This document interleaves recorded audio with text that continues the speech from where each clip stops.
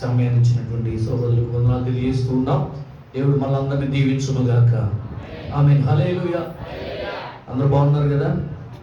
బాగున్నామన్న వాళ్ళు దేవుని స్తోత్రం చెప్పండి గట్టిగా. హల్లెలూయా. మంచిది, చక్కటి సమయానికి మనం వచ్చి ఉన్నాం. ఒక ప్రత్యేకమైనటువంటి పాట పాడి తదుపరి వాక్యంలోకి వెళ్దాం.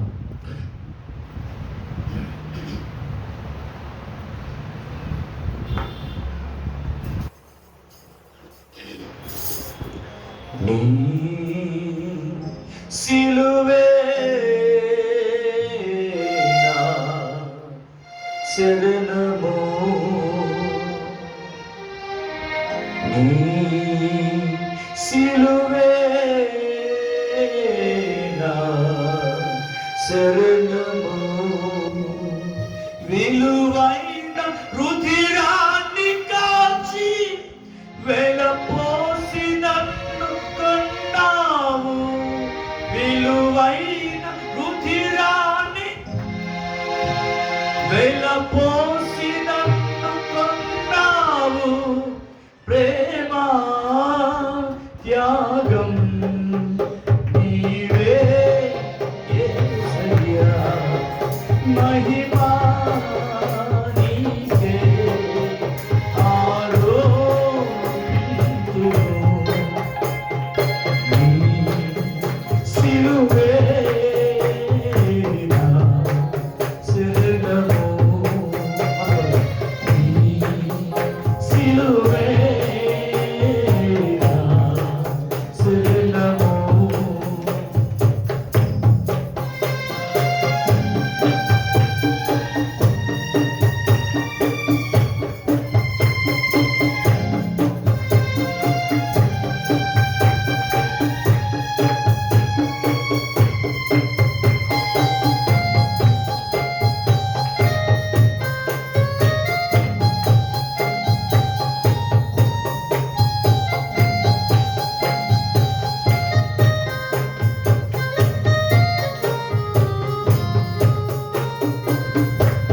గాయాలు పొందినావు, వెలివేయబడినావు, నా శిక్ష నీవు పొంది రక్షణలు కనుపరిచావు,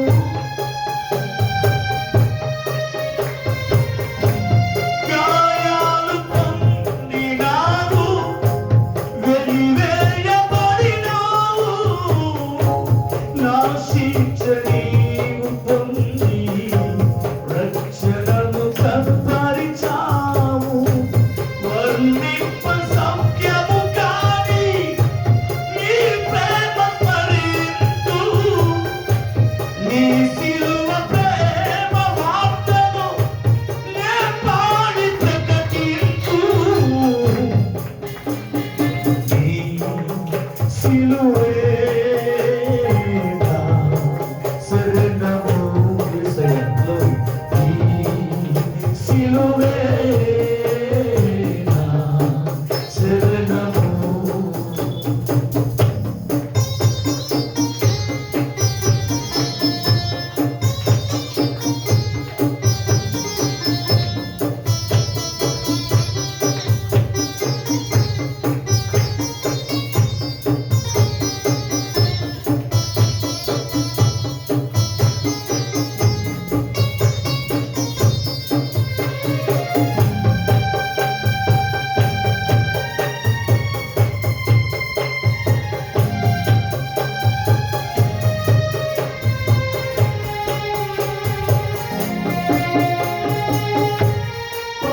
ప్రాణార్పణముగా నీవు ఒలికించబడినావు,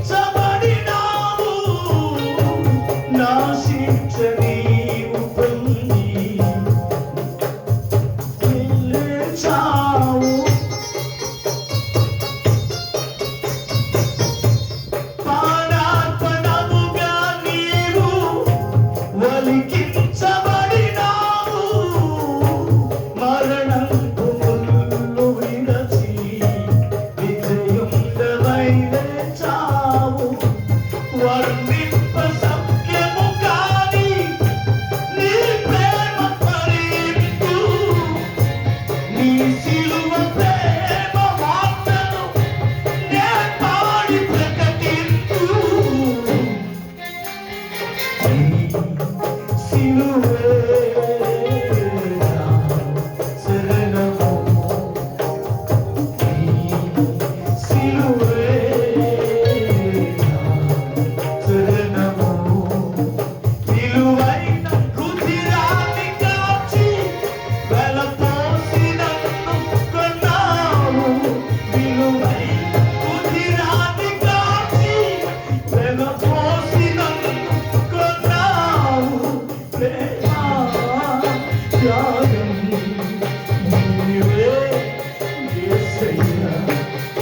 మహిమా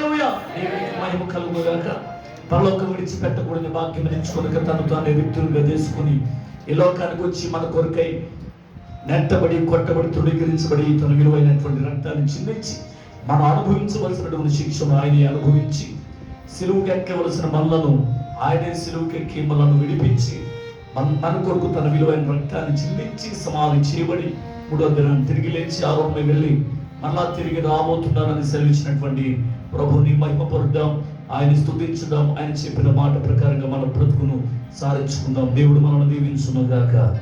ఆమేన్. హల్లెలూయా, హల్లెలూయా. పరిశుద్ధ గ్రంథంలో నుండి కొన్ని మాటలు మనం ధ్యానించుదాం. చూద్దాం. యోహాను సువార్త 1వ అధ్యాయము 29వ వచనం. పరిశుద్ధ గ్రంథంలో నుండి యోహాను సువార్త మరునాడు 1వ అధ్యాయము 29వ వచనం. మరునాడు యోహాను యేసు తన యొద్దకు రాగా చూచి ఇదిగో లోక పాపములు మోసుకొని పోవు దేవుని గొర్రెపిల్ల. ప్రార్థన. పరిశుద్ధులను ప్రేమగల మా ప్రభు తండ్రి, నీ విలువైన శ్రేష్ఠ నామములో పరిశుద్ధ నామానికి వేలాది వందల స్తోత్రులు చెల్లిస్తూ ఉన్నాం. ఎక్కడ ఇద్దరు ముగ్గురు కూడి ప్రార్థన చేస్తే వారి మధ్య నేను ఉంటాను అనుసరించి మా దేవుడు మా మధ్య ఉండి నాతో అందరితో మాట్లాడి కార్యములు జరిగించి సాక్షులుగా నిలబెట్టుకున్నాను. వెనుగల చెవి గ్రహించే మనసు మాకు దయచేయమని యేసు నామమున ప్రార్థించి వేడుకొంచున్న మా పరమ తండ్రి. ఆమేన్. హల్లెలూయా, హల్లెలూయా. మంచిది. తండ్రి అయినటువంటి దేవుడు సర్వ సృష్టిని సృజించి 6వ దినాన్న దేవుడు నేల మట్టిని తీసి నరుడుగా నిర్మించి వాడి నాస్కరంలో జీవాయును వదగా నరుడు జీవించి ప్రాణిగా మార్చబడ్డాడు. అతనికి గాఢ నిద్ర కలుగు చేసి పక్కడెముకలు తీసి స్త్రీనిగా నిర్మించి వారిద్దరిని దేవుడు చెప్తున్న మాట, మీరు ఫలించి అభివృద్ధి పొంది విస్తరించి భూమిని నిండించి దాన్ని లోపరుచుకోమని దేవుడు వారికి ఆజ్ఞాపించాడు. దేవుడికి స్తోత్రం, హల్లెలూయా. దానిలో భాగంగానే ప్రపంచవ్యాప్తంగా అనేక మందిగా ఈ లోకంలో చరిస్తున్నాం, జీవిస్తున్నాం, మనం బ్రతుకుతూ ఉన్నాం. హల్లెలూయా. మొట్టమొదటి మానవులైనటువంటి ఆదాము అవ్వకు దేవుడు ఒక ఆజ్ఞ ఇచ్చాడు. ఆజ్ఞను మీరుడు ద్వారా పాపం వచ్చునని యోహాను మొదటి పత్రిక 3వ అధ్యాయం 4వ వచనంలో చక్కటి మాట రాయబడింది. ఆజ్ఞను అతిక్రమించు ప్రతి వాడును పాపము చేయించున్నాడు. ఆజ్ఞ అతిక్రమమే పాపం. హల్లెలూయా. ఈ పాపం మరి ఆజ్ఞను అతిక్రమించడం ద్వారా పాపం వచ్చిందని వాక్యం చెప్పినట్లుగా దేవుడు ఏదైతే చెయ్యొద్దు అని ఆజ్ఞాపించాడో అది చేసేటట్లుగా అపవాది అయినటువంటి సాతాను, లూసిఫర్గా నామకరణం పొందినటువంటి ఆ లూసిఫర్ విశ్వంలో త్రోయబడింది. ఆ లూసిఫర్ తనతో ఉన్న దూతలు. కాబట్టి ఆది ఘట సర్పమైనటువంటి అపవాది ఏమంటే ఆదము అవ్వ యొద్దకు వచ్చి వారిని ప్రేరేపించినప్పుడు దేవుడు చెయ్యొద్దన్న పని చేసి వారి దేవుని ఆజ్ఞకు తిరగబడినట్లుగా చేసి ప్రోత్సహించింది. దేవునికి స్తోత్రం. అందుకని యోహాను సువార్త 8వ అధ్యాయంలో యేసు ప్రభు వారు ఒక మాట చెప్పాడు. ఈ రోజున చదవబడినటువంటి వాక్య పట్టణంలో అదొక వాక్యం వ్రాయబడింది. హల్లెలూయా. యోహాను సువార్త 8వ అధ్యాయంలో యేసు ప్రభు యూదులతో మాట్లాడుతున్నటువంటి సంఘటన అక్కడ కనబడుతోంది. మీరు మీ అపవాది అయిన మీరు మీ తండ్రి యగు అపవాది సంబంధులు. హల్లెలూయా. ఏమన్నాడు అక్కడ యోహాను సువార్త 8వ అధ్యాయంలో? పాపం చేపడు వాడను పాపానికి దాసుడు పాపంలో ఆ మాట చెప్తూ మీరు అపవాది సంబంధులు అని చెప్తాడు అక్కడ. కాబట్టి ఇప్పుడు ఎవరికి సంబంధులు అయ్యారు? ఆదమవ్వ. దేవుని మాట విన్నవాడు దేవుని సంబంధి, సాతాను మాట విన్నవాడు సాతాను సంబంధులే. ఇప్పుడు ఆదామవ్వ ఎవరు సంబంధులు అయిపోయారు? సృజించింది ఎవరు? దేవుడు. లోబడింది ఎవరికి? సాతానికి. దేవునికి స్తోత్రం, హల్లెలూయా. అసలు మనకి జీవాన్ని ఇచ్చింది ఎవరు? దేవుడు. మనకు ఆత్మనిచ్చింది ఎవరు? దేవుడు. మరి మనం ఎవరికి లోబడుతున్నాం? దేవునిగా సాతానికి? దేవునికి స్తోత్రం. ఎవరిని కోరుకుంటావో యేసునా సాతానునా, ఈ మార్గమెన్నుకుంటావో జీవమా మరణమా, జీవమా మరణమా. హల్లెలూయా, హల్లెలూయా. ఇప్పుడు ఆదమవ్వ దేవుడు చేయొద్దన్న పని చేసి సాతాను మాట విని సాతాను సంబంధులు అయిపోయారు. అందుకనే ఆజ్ఞను అతిక్రమించు ప్రతి వాడును పాపం చేయించున్నాడు. ఆజ్ఞ అతిక్రమమే పాపం అని దేవుని వాక్యం సెలవిచ్చినట్లుగా ఆ పాపం చే ప్రతి వాడును పాపమునకు దాసుడు. యోహాను సువార్త 8వ అధ్యాయం 34వ వచనంలో మాట కనబడుతుంది. పాపం చే ప్రతి వాడును పాపమునకు దాసుడు. హల్లెలూయా. అలాగనే రోమపత్రిక 6వ అధ్యాయము 23వ వచనం ప్రకారంగా ఏమండి ఆ పాపముల జీతం మరణం అని చాలా చక్కటి మాట రాయబడింది. హల్లెలూయా. అయితే ఆదాము మొదలుకుని ఇప్పటి వరకు మానవులందరూ కూడా పాపులే అని వాక్యం చెప్తుంది. పరిశుద్ధ గ్రంథంలో రోమే సంఘానికి రాస్తున్నటువంటి అపోస్తలుడైన పౌలు చెప్తున్న మాట ఏమని?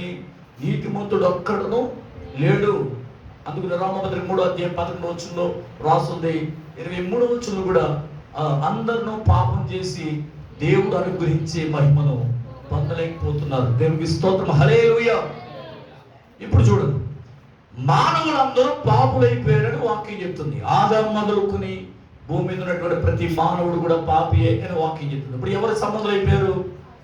దేవుడు తన ప్రియ కుమారులుగా ఉండాలి, కుమార్తెలుగా ఉండాలని దేవుని ఉద్దేశం. దేవుని సంబంధులుగా, దేవుని మాటకు లోబడేవారిగా ఉండాలని దేవుని ఉద్దేశం. అయితే సాతాను మాట విని ఆదాము అవ్వ సాతాను సంబంధులు అయిపోయారు, దేవునికి దూరం అయిపోయారు. అందుకని దేవుడు ఏదైనా తోటలోంచి వారిని బయటికి గెంటి వేశాడు. దేవునికి స్తోత్రం. అయితే పాపంలో వచ్చిన శ్రమలు, పాపం వల్ల వ్యాధులు, పాపం వల్ల సమస్యలు, పాపం వల్ల ఏమంటే దేవునికి వ్యతిరేకమైపోయాం, దేవునికి దూరం అయిపోయాం. అందుకనే ఎఫెసీయులకు రాసిన 2వ అధ్యాయంలో మనకు దూరస్థులమని అన్నాడు. దూరం అయిపోయాం దేవునికి. దేవుని రాజ్యానికి పాత్రలు కాకుండా మనం దూరం అయిపోయాం. అందుకనే తండ్రి అయినటువంటి దేవుడు ఇప్పటికి 2025 సంవత్సరాల క్రితం తండ్రి అయినటువంటి దేవుడు లోకాన్ని ప్రేమించి తన సొంత కుమారుని లోకానికి పంపించాడు. అందుకని యోహాను గారు బాప్తిస్మం ఇచ్చే టైంలో ఒక మాట చెప్తున్నాడు, ఏమని? లోక పాపములు మోసుకొని పోవు దేవుని గొర్రెపిల్ల. హల్లెలూయా. ఈయన ఎవరంట? దేవుని గొర్రెపిల్ల. దేవునికి స్తోత్రం. హల్లెలూయా. ఇప్పుడు కొత్త సింహం రాయలే, అవునా? ఏమని రాస్తుంది ఇక్కడ? గొర్రెపిల్ల. గొర్రెని ఏం చేస్తారు? పాప పరిహారార్థ బలి, అపరాధ పరిహారార్థ బలికి వాడుతూ ఉంటారు కదా. దేవునికి స్తోత్రం. అందుకనే యోహాను గారు గమనించి ఇదిగో దేవుని గొర్రెపిల్ల అన్నాడు. ఎవరైనా యేసు గొర్రెపిల్లగా ఈ లోకానికి వచ్చాడు. దేవునికి స్తోత్రం. హల్లెలూయా. అందుకనే మత్తయి సువార్త 11:28లో ఏమని? ప్రయాసపడి భారము కూర్చున్న సమస్త జనులారా నా యొద్దకు రండి, నేను మీకు విశ్రాంతిని ఇస్తాను అని ప్రభు చెప్పాడు. దేవునికి స్తోత్రం. హల్లెలూయా. సమస్త జనులారా ఏమన్నాడు? ప్రయాసపడి భారం మోసుకొనుచున్న సమస్త జనులారా నా యొద్దకు రండి, నేను మీకు విశ్రాంతిని. పలికింది ఎవరు? ఆ గొర్రె పిల్లే. దేవునికి స్తోత్రం. హల్లెలూయా. ఎందుకనంటే పాపోహం పాపకర్మ పాపాత్మ పాప సంభవ శరణాగత వత్సల కరుణాదేవ శరణాగత వత్సల. అంటే పాపంలో పుట్టాం, పాపంలో పెరిగాం, పాపాన్ని కలిగి ఉన్నాం. ఓ నీతిమంతుడైన దేవుడా, ఈ పాప కోపంలో నుండి మమ్మల్ని విడిపించుమని అర్థం. దేవునికి స్తోత్రం. హల్లెలూయా. అయితే నీతిమంతుడైన వాడు లోకంలో లేడు కదా. మరి ఏమని రాయబడింది? నీతిమంతుడైన దేవుడా మమ్మల్ని పాపంలో నుండి విడిపించవే అని అర్థం. అయితే నీతిమంతులు అవ్వాలి అనంటే ఏం చేయాలి? మన కొరకే నీతిమంతుడు ఈ లోకంలో జన్మించాలి. ఆయన జన్మలో కర్మలో పాపం లేని వానిగా పేరు పొందాలి. దేవునికి స్తోత్రం. హల్లెలూయా. ఆయన జన్మలో పాపం ఉండకూడదు, జన్మలో ఆయన కర్మలో పాపం ఉండకూడదు. ఆయన సాక్ష్యం పొందువాడై ఉండాలి. దేవునికి స్తోత్రం. హల్లెలూయా. ఆయన నిజంగా కన్య మరియ గర్భమున కుమారునిగా జన్మించాడు. సర్వ పాప పరిహారం రక్తపు రక్షణ వశ్యం తద్రక్తం పరమాత్మైన పుణ్యదాన బలియాగం. సర్వ మానవాళి పాపం పోవాలంటే పరమాత్ముడే కామ క్రోధం మదం మోహం లేని వాడే ఈ లోకంలో జన్మించి మా కొరకు జీవించి మా కొరకు యజ్ఞ పశువుగా మా కొరకు రక్తాన్ని చిందించాలి. అప్పుడే ఈ సర్వ లోకానికి పడినటువంటి పాపం విడిచిపోతుంది అని అర్థం. దేవునికి స్తోత్రం. అయితే యేసు జన్మలో పాపం లేని వారిగా ఈ లోకంలో జన్మించాడు. కన్య మరియ గర్భమున కుమారునిగా జన్మించాడు. మనం జన్మించాం. ఏమంటే? హల్లెలూయా. స్త్రీ పురుష ఏమంటే రక్తం వలన మనం జన్మించాం. కానీ యేసు ప్రభు జన్మలో స్త్రీ సంతానం అని దేవుని వాక్యం చెప్తుంది. దేవునికి స్తోత్రం చెప్తాం. హల్లెలూయా. ఆయన కన్య మరియ గర్భమునకు కుమారునిగా జన్మించాడు. 33.5 సంవత్సరాలు జీవించాడు. యేసు ప్రభుకు మాట చెప్పాడు, నాలో పాపం ఉందని మీలో ఎవడు స్థాపించగలను, నిరూపించగలడని చెప్పాడు. పిలాతు గారి భార్య ఒక లేఖ రాసి పంపించింది, ఆ నీతిమంతుని జోలికి పోవద్దు అని. నువ్వు నిజముగా దేవుని యొద్ద నుండి పంపబడిన వాడు అని నికోదేము సాక్ష్యం ఇచ్చాడు. దేవునికి స్తోత్రం. హల్లెలూయా. సర్వోన్నతుడైన దేవుని కుమారుడా అని 2000 కంటే ఎక్కువ దెయ్యాలు పట్టినటువంటి వ్యక్తి పలికిన మాట, సర్వోన్నతుడైన దేవుని కుమారుడా అని. హల్లెలూయా. ఒక గుడ్డివాడు ఏమని చెప్పాడు? దావీదు కుమారుడా అని పిలిచాడు. దేవునికి స్తోత్రం. హల్లెలూయా. అలాగనే నువ్వు పరిశుద్ధుడైన దేవుని కుమారుడివి అని పేతురు గారు సాక్ష్యం చెప్పాడు. నువ్వు నిత్య జీవపు మాటలు గలవాడివి అని పేతురు గారు కూడా సాక్ష్యం చెప్పాడు. దేవునికి స్తోత్రం. హల్లెలూయా. ఈయన నిజముగా నీతిమంతుడే అని ఆయన పొడిచిన వ్యక్తి కూడా చెప్పగలిగాడు. దేవునికి స్తోత్రం. హల్లెలూయా. పిల్లలను గమనించాలి.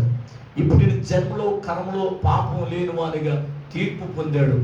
దేవునికి మహిమ కలుగును. అందుకనే ఇదిగో దేవుని గొర్రెపిల్ల. ఎవరైనా యేసుక్రీస్తు.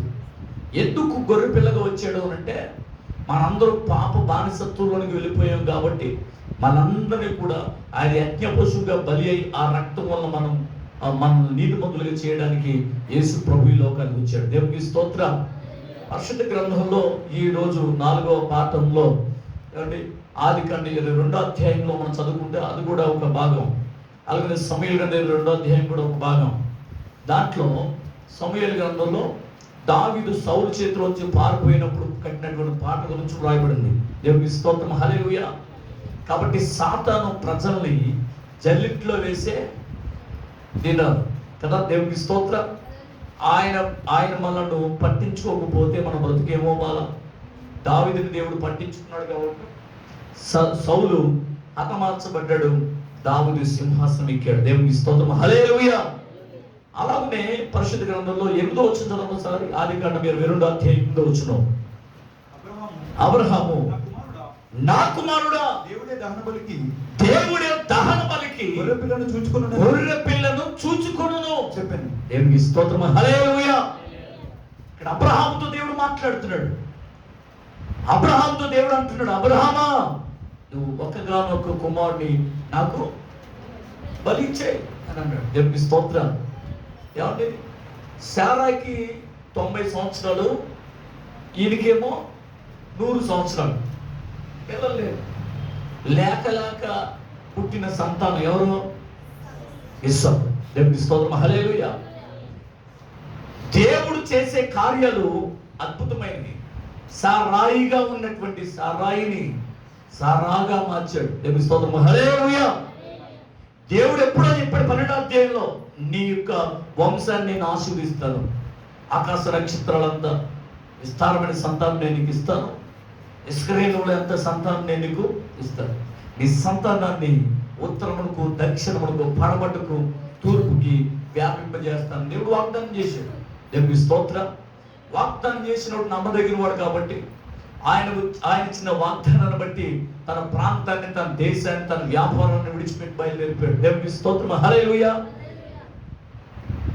ఎక్కడికి వెళ్ళమన్నాడు తెలియదు, కానీ ఖచ్చితంగా దేవుడు ఆయన చెప్పినటువంటి వాగ్దానం ఏమాత్రం కూడా ఆయన విడిచిపెట్టేవాడు కాదని విశ్వసించి, వాగ్దానం మీద విశ్వసించి బయలుదేరిపోయాడు. లోకాన్ని విడిచిపెట్టేశాడు, అలాగే బంధువులు విడిచిపెట్టేశాడు, విగ్రహాలను విడిచిపెట్టేశాడు. దేవుడు ఎక్కడికి వెళ్ళమన్నాడో తెలియదు, కానీ ప్రయాణం కొనసాగిస్తున్నాడు. మమ్రేలో ఉన్న సింధూర వృక్షం కింద గుడారం వేసుకున్నాడు. మమ్రే అనే మాటకు అర్థం సహవాసం. మమ్రే అనే మాటకు అర్థం హెబ్రోన్. హెబ్రోన్ అనే మాటకు అర్థం సహవాసం. దేవునికి స్తోత్రం, హల్లెలూయా. సహవాసానికి వచ్చాడు. మహోన్నతుని చాటు నివసించువాడే సర్వశక్తిని నీడిన విశ్రమించును. దేవునికి స్తోత్రం, హల్లెలూయా. దేవుడు మన జీవితంలో అద్భుతాలు, ఆశ్చర్య కార్యాలు, మహత్తరమైన కార్యాలు జరిగించాలి అని అంటే మనం కొన్ని విడిచిపెట్టవలసినటువంటి ఉంటాయి. తండ్రి అయినటువంటి తెరాహు, అబ్రహాం తండ్రి అయినటువంటి తెరాహు చేసేటువంటి వ్యాపారం ఏంటి? విగ్రహారాధన. దేవునికి స్తోత్రం. బొమ్మలు తయారు చేసి అబ్రహాంకి ఇస్తే అబ్రహాం ఎక్కడ అమ్మితే సొమ్ములు అవుతాయో తెలివైన వాడు కాబట్టి హారాను అనే ప్రాంతం దాకా నడుచుకుంటా వెళ్ళి అక్కడ బొమ్మలు అమ్మి వేసి మళ్ళా తిరిగి ఆ డబ్బు తీసుకుని ఇంటికి వచ్చేవాడు. దేవునికి స్తోత్రం చెప్పడే, హల్లెలూయా. హారాను అనే ప్రాంతంలో ఏముందంట? పెద్ద దేవత గుడి ఉంది ఆ ప్రాంతంలో. దేవునికి స్తోత్రం.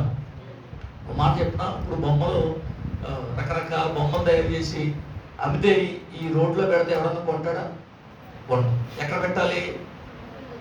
ఆ గుడికి సంబంధించిన ఏరియాలో, బొమ్మలకు సంబంధించిన ఏరియాలో పెడితే దానికి సంబంధించిన వాళ్ళు అందరూ అక్కడికి వస్తారు కాబట్టి అక్కడ సేల్ అవుద్ది.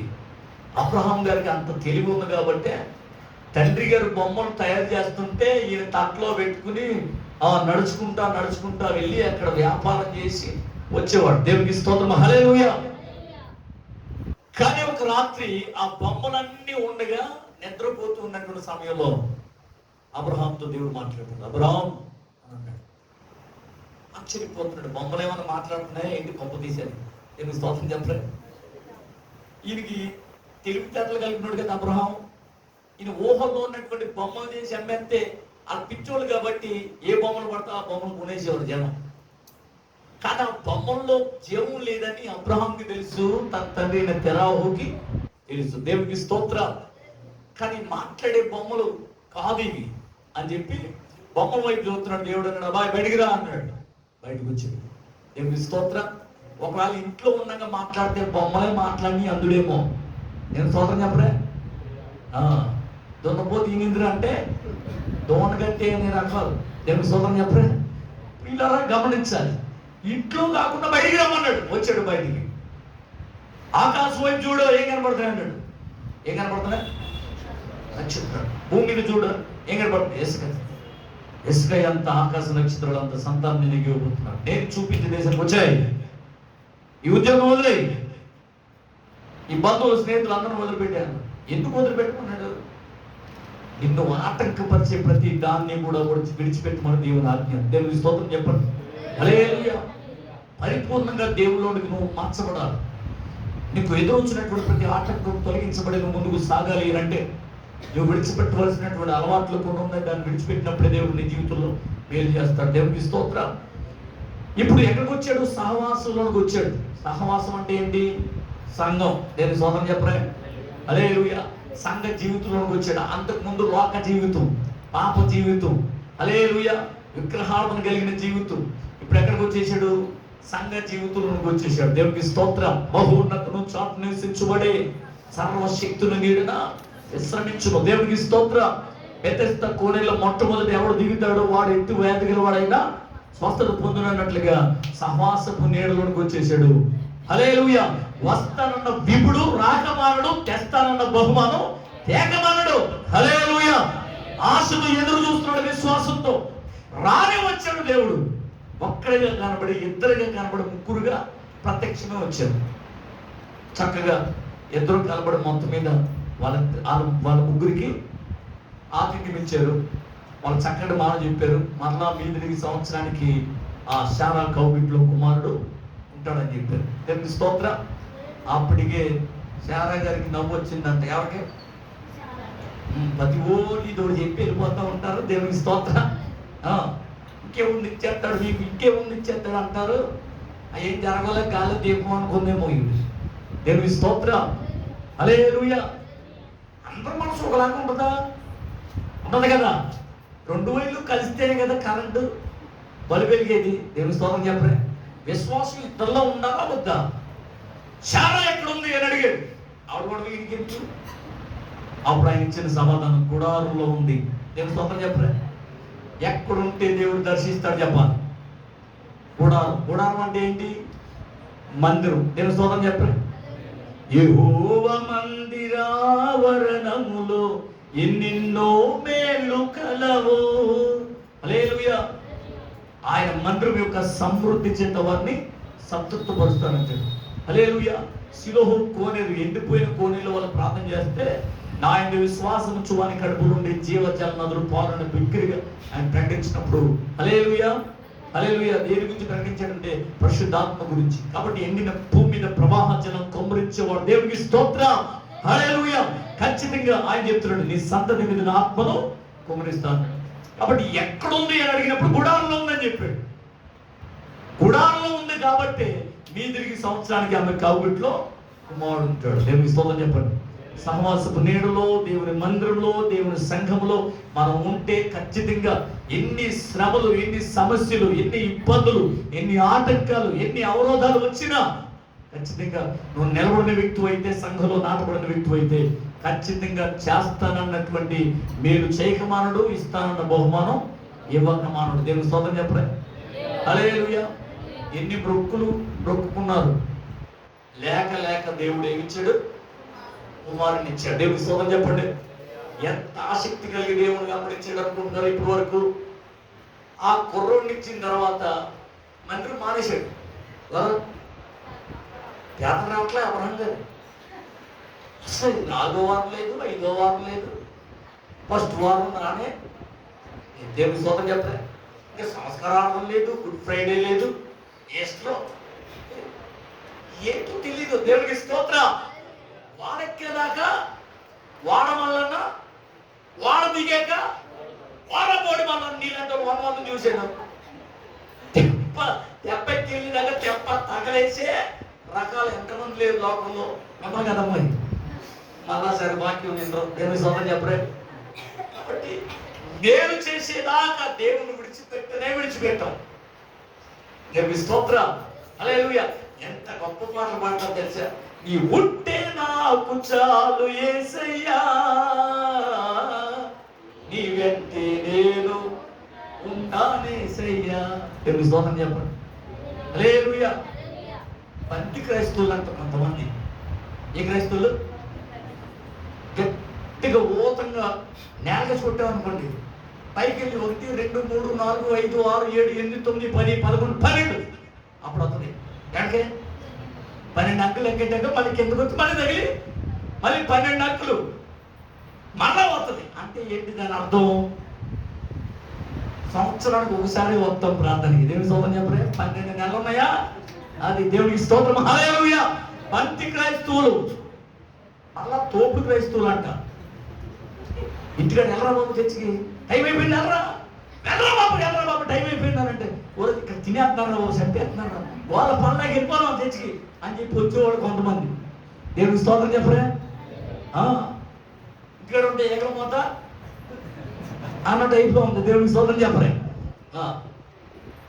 మళ్ళా తర్వాత అంట ఇది ప్లాస్టిక్ క్రైస్తవులు అంట. ప్లాస్టిక్ క్రైస్తవులు అంటే ఎంత చక్కగా నటించేస్తారు తెలుసా? అయ్యి బాబు చక్కగా తవంటే బైబిల్ సంఖ్యలో పెట్టుకుని స్తోత్రం చెల్లిద్దుము, స్తుతి స్తోత్రం వస్తారు. దేవుని స్తోత్రం చెప్పరే. వాళ్ళు చూసేటప్పుడు అబ్బా అంటే అలా ఉండాలనుకుంటాం మనం. దేవుని స్తోత్రం చెప్పరే. ఆ గులాబీ పువ్వు చూస్తే ఎంత బాగుంటుందమ్మా, ఇక్కడ పెట్టలేదు అలంకరణగా, ఎంత బాగుంటుంది, నిగనిగలు ఆడిపోతుంది. అబ్బా ఎంత బాగుందో గులాబీ పువ్వు అనుకుంటాం. పేరు క్రైస్తవులందరున్నా క్రియల క్రైస్తవులే క్రైస్తవులు అంటారు. అంటే వీళ్ళు ఏం లేదంట, పైకి నటన మాత్రం మామూలుగా లేదు. అసలు నిజమైన క్రైస్తవులు కూడా సరిపోవడం అంతే, అంత యాక్ట్ చేసేస్తాం. తెలుసుకోవాలని చెప్పరా. కానీ బహువచనం అన్నా ఏకవచనం అన్నా అంటే నేను కూడా కలుపుకున్నాను కానీ మిమ్మల్ని అంటే మళ్ళీ వారు రారు. దేవుని స్తోత్రం చెప్పలే. హల్లెలూయా. మీకేం తెలిసే మీకు అంటే భక్తి చేస్తున్నాం అన్నమే తిరగబడిపోతారు మళ్ళీ మీరు. దేవుని స్తోత్రం. హల్లెలూయా. మళ్ళా అంట గొడుగు క్రైస్తవులు అంట. ఏ క్రైస్తవులు? గొడుగు. దేవుని వాక్యం, హెచ్చరిక కలిగిన వాక్యం ఖండిస్తూ గద్దిస్తూ బుద్ధి చెప్పే వాక్యం ప్రకటిస్తూ ఉంటే గొడిగేసి కూర్చుంటారంట మందిరంలో. వాళ్ళే చెప్పండి అసలు జనక తీసేది అలాగే ఉండాలా, చెప్పాలి. తోడుకోళ్ళకి అయిపోయింది ఇలా. నా తోడుకోళ్ళ కోసం చెప్పాడు, అయిపోయింది చెప్పాలి, అలాగా చెప్పాలి. అలాగనే పక్కన చూసి ఇవ్వసే అదే చెప్పారు. అంటే ఎప్పుడు పక్కన మీదే పడాలనుకుంటాం. ఆ కోసమే దేవుడు మాట్లాడారని ఎవరైనా అనుకుంటారా? అనుకుంటే మళ్ళీ వారు వస్తారా? చెప్పడమ్మా మీరు చెప్పేది దేవుడికి సొంతం చెప్పండి. నా కోసమే దేవుడు మాట్లాడుతున్నాడు అన్న వాళ్ళు దేవుడు సొంతం చెప్పండి. గడిగా ఒక చేయలేగలే ఊరైతే అంది హల్లెలూయా అని చెయ్యలేదు. దేవుడికి స్తోత్రం. హల్లెలూయా. కాబట్టి గొడుగు క్రైస్తవులు. నేను ఇలాగే వాకింగ్ చెప్తూ ఉంటుంటే ఒక ఆవిడ మా సంఘంలో ఊరు కూడా చెప్పనండు, ఒకవేళ లైన్లో వింటే వాళ్ళు మళ్ళీ రేపు పొద్దున్న నాకైనా గొడవ చేస్తారు. దేవుడికి స్తోత్రం చెప్పండి. అత్త కోడలు వచ్చి కూర్చున్నారు. ఆ పక్కన కోడలు, ఈ పక్కన అత్తగారు. దేవుని స్తోత్ర. అత్తగారు గురించి చెప్పినప్పుడు కోడలు అంటుంది, ఏంటి ఎలాసిస్ట్రోకి వచ్చిందా ఏంటి అనుకున్నా నేను. అప్పుడు ఇలా చూసినప్పుడు ఇక్కడ అత్త ఉంది. బాబోయ్ దేవునికి స్తోత్రం. ఇప్పుడు అత్తయ్య గారు ఇప్పుడు నాకు ఏమైపోతే శత్రువు అయిపోదా? ఇప్పుడు ఇలా అంటుంది కారణం నా మీద. అప్పుడు అనుకున్నాను, అయ్యి బాబు రేపు పొద్దున్న ఊళ్ళో పెద్ద ఏమైపోతే ఆరాటం పోరాటం అయిపోద్ది, ఇప్పుడు నాకు నా మీద గొడవ అని చెప్పి నెక్స్ట్ డే గొడవ గురించి చెప్పడం మొదలు పెట్టారు. దేవుని స్తోత్రం చెప్పండి. ఈవిడ కళ్ళు ఇలా ప్రకాశించి అంతేనండి అంతే అంటుంది ఇక్కడ. అయ్యి బాబు ఇలాంటి వాళ్ళు ఉన్నారా బాబు, ఏమో నాకు వాక్యం ఇచ్చావు, ఇప్పుడు వీళ్ళు మంచిని మాడేశావు, ఏదో నాలుగు మాటలు చెప్పి నేను ఆపేనంటే నన్ను బాధేశాను అనుకున్నారు వీళ్ళు. ఆత్మ నడిపింపు కదా, నేను చెప్పాలని నిలబడ్డానో లేదు, పొరపాటున ఎందుకు మానవ మనసు వచ్చింది. ఆవిడ మూతి తిప్పేసి ఉంటుంది. ఏం చెప్తున్నాను అని ఒక్కసారి ఆలోచన చేసేటప్పటికి ఎవరు అత్తగారు కారణాలు మిరియాలు నూరేస్తుంది. మరలా నెక్స్ట్ అత్తగారి గురించి చెప్పినప్పుడు ఆవిడ కళ్ళు ప్రకాశిస్తున్నాయి, ఈవిడ కళ్ళేమో భూమి చూస్తున్నాయి. హల్లెలూయా. కాబట్టి ఎప్పుడు కూడా కొడుకు క్రైస్తవులు ఉంటారండి మందిరాలు సంఘంలో. నా గురించి కాదు, నా పక్కోడి గురించి మాట్లాడారు ఈవేళ అని చెప్పి మనం సమర్థించుకుంటాం తప్ప దేవుడు నా కోసం మాట్లాడారు, నా జీవితం మారాలి, నాకు మారుమోసు రావాలి, నేను నిజంగా దేవుని వాక్యాన్ని అనుసరించి నడవాలనేటువంటి ఉద్దేశం ఎవరు కూడా ఉండట్లేదు. దేవునికి స్తోత్రం, హల్లెలూయా. ఇప్పుడు ఎక్కడ ఉంటే దేవుని ఆశీర్వాదం ఉంటుంది? గుడారంలో ఉంటాయి. హల్లెలూయా. కాబట్టి దేవుడు మన దగ్గరికి రావాలా వద్దా? రావాలా వద్దా? దేవుడు వచ్చి చూశాడంట, మందిరంలో ఉన్నాడు అబ్రహం గారు. మంచి 1, 2, 3, 4 లెక్క అనుకుంటే ఎవరు కనపడతలే? అబ్రహం గారు కనపడతలే. అబ్రహం గారు చాలా గారు ఎక్కడ ఉన్నారని ఇంటికి వెళ్ళాడు. నేను స్వాతం చెప్పలే. ఆ పిల్లలతో ఆడుకుంటున్నారు. తెచ్చి కన్నా వచ్చి హాయ్ హౌ ఆర్ యూ, నేను స్వాతం చెప్పలే. అసలు పాయింట్ ఇదా. లేనప్పుడేమో అంతా నా బేరుకే అని పాడాడు. దేవుడికి స్తోత్రం చెప్పలే. నీవు ఉంటే నాకు చాలు, ఇక్కడ ఏం అక్కర్లేదు అన్నాడు. ఓన్లే పాపం అని చెప్పి కొడుకునిస్తే ఆ నట్టుకుని ఎక్కడ ఆగట్లేదు అని చెప్పి అబ్రహాం అన్నాడు. చిత్త ప్రభువా, దేవుడి స్తోత్రం. దీని అందరికీ మూలం తప్పు నేనే చేసిందిరా. దేవుడి స్తోత్రం చెప్పరు. ఉద్యోగం లేదన్నట్టుగా పేదలు వచ్చావు, ఉద్యోగం వచ్చాక నాకు ఎన్ని పనులు అనుకుంటున్నారు పాస్టర్ గారు, పిలుపు గారు, నాకు ఎన్ని పనులు ఉన్నాయి అనుకుంటున్నారు. నా పెన్ను పట్టకు పోయి లేపెట్టానట్టుంది మా గొడవ. మొత్తం కుదురుతానుకున్నారా? మీరే చేసేది మా కోసం పేద అంటారు. దేవుని స్తోత్రం చెప్పలే. హల్లెలూయా. అప్పుడు దేవుడు ఏమంటాడు? ఈనాటి దేవ చాలా కూడలు ఉన్నాయంట, చాలా సమస్యలు ఉన్నాయంట. ఏది పరుగు బ్యాంకులాగా ఉందంట వాళ్ళ గొడవ. ఏదో దైతాలు చూడు ప్రభా ఆయన బ్యాంక్ చేస్తాడు. వాళ్ళు నువ్వు బ్యాంక్ చేసి నేను విన్నా అని చెప్పి అక్కడికి వెళ్ళి ఏం చేస్తాడు దేవుడు? నాకేం తెలియదు బాబా. దేవుని స్తోత్రం, హల్లెలూయా. అబ్రహాం, ఈ ఒక్కడైనటువంటి కుమారుడిని నాకు పరిగెత్తి అన్నాడు. గుంట్లో రాయిపోయింది ఎవరికి? మనమైతే ఏమంటాం? అసలు ఉన్నావా, నీకు మనసు ఉందా, ఇచ్చి తీసుకుంటావా అని పెద్ద పెద్ద గొడవ చేసావా దేవుడి మీద? దేవుని స్తోత్రం చెప్పండి. మరలా ప్లేట్ పని ఏం చేయవా? చర్చి వెళ్తాము. దేవుని స్తోత్రం చెప్పలే. ఎక్కడికి వెళ్తాం? ఊళ్ళో కొట్టిపోయింది ఆయన చర్చలేదు. దేవుని స్తోత్రం చెప్పలే. ఈయన కలిసి వెళ్తున్నాడు. అలా అయితే కాలం నుంచోండి, పట్టుకెళ్ళండి, తీయమండి, లోపల కూర్చోబెట్టండి, ఏసీ ఆన్ చేయండి. దేవుని స్తోత్రం చెప్పలే. కనీసం ఫోన్ చేసినా చేస్తారు. ఈయన ఆన్లైన్ 100 సార్లు ఫోన్ చేస్తున్నారు. దేవుని స్తోత్రం చెప్పలే. హల్లెలూయా. కూర్చుంటే ఫోన్, కూర్చుంటే ఫోన్, మీకు ఏమైనా సమస్యలు ఉన్నాయని అంటారు. అలా జీతం వెళ్ళిపోతే అలా ఫోన్ చేయరు. దేవుని స్తోత్రం చెప్పలే. ఇంకా అర్థమవుతుందా? జీతం ఇవ్వకపోతే నీ బాధ అలాగెందుకో, జీతం కోసమే పని చేస్తాం మేము. దేవుని స్తోత్రం చెప్పండి, హల్లెలూయా. కాబట్టి దేవుడు అన్నాడు, ఒక్కడైనా కుమారుడు ఏం చేయమన్నాడు? పరీక్ష అన్నాడు. పరీక్ష అంటే ఇంకా ఎదురు మాట్లాడకుండా మరలా దేవుడు మరలా నాకు ఇవ్వగలదనే ఉద్దేశంతో కట్టెలు తీసుకున్నాడు, పనులు తీసుకున్నాడు. ఎవరిని అన్ని పేర్చుకుని ఎవరి గాడులు ఎక్కారు, వెళ్ళిపోతున్నారు. కొండ ఎక్కేటప్పుడు, మొయ్య కొండ ఎక్కేటప్పుడు ఆ పనుడితో మాట చెప్తున్నాడు. ఏమన్నా మాట చదవమ్మా?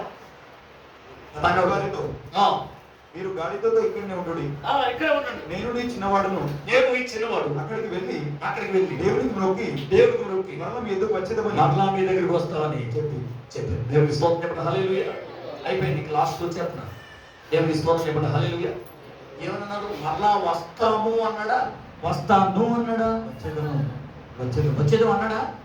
అంటే ఏకవచనమా, బహువచనమా? అంటే ఏంటి? అబ్రహాం గారికి ఎంత విశ్వాసం చూశారు, అందుకునే విశ్వాసం తండ్రి చెప్పగలిగా.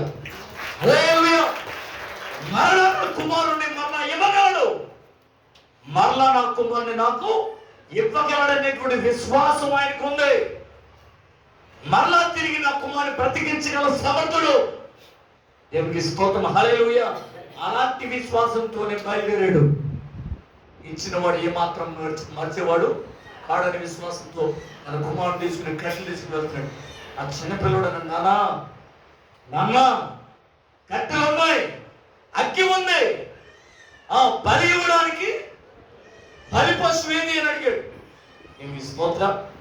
ఒక తండ్రిని తన కుమారుడు అడిగితే గుండె పగిలి చెరువదా? లేక పుట్టిన సంతానం. హల్లెలూయా, హల్లెలూయా.